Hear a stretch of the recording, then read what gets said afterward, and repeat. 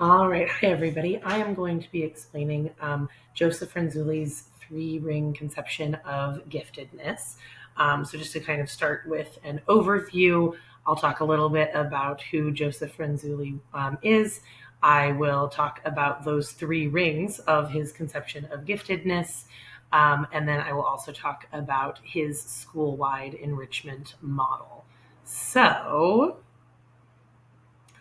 Joseph Renzulli's three-ring conception of giftedness is his big theory of giftedness. He is an American educational psychologist.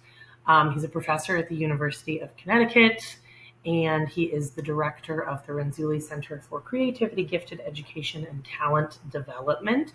I think the title of his center is a really good indication of his values as far as he sees gifted education. So as the name implies, there are three components to Joseph Renzulli's conception of giftedness, and it really relies on the interaction of these three interrelated traits. Joseph Renzulli really shifted the focus from who is gifted to how gifted behaviors emerge in real world situations, much less about one IQ score being a certain level, and much more about these three traits interacting and all coming together. So the three rings are above average ability, creativity, and task commitment. Above average ability describes like general intelligence and a specific academic area or talent area. So these are things that would be measured by like standardized tests, teacher evaluations, academic performance, sort of what we think of as like school identified gifted.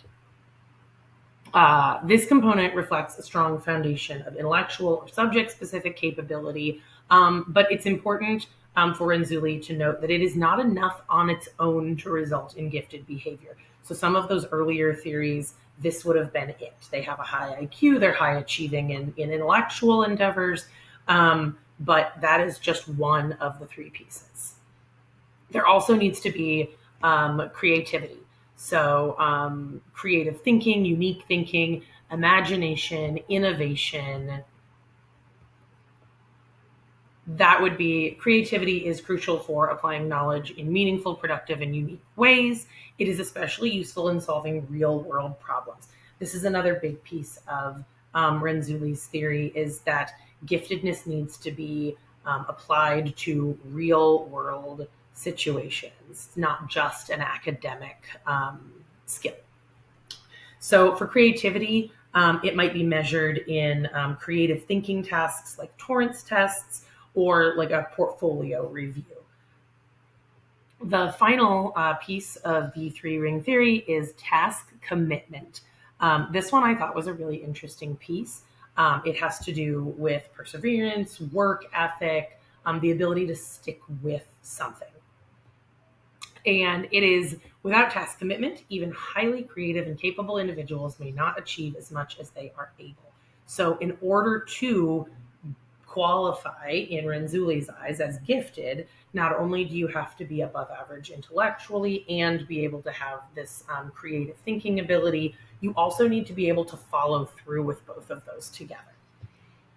And so in the reading that we did, they provided this really nice kind of tri-Venn diagram that has above average ability, creativity, and task commitment with Renzulli's concept of giftedness here in the middle.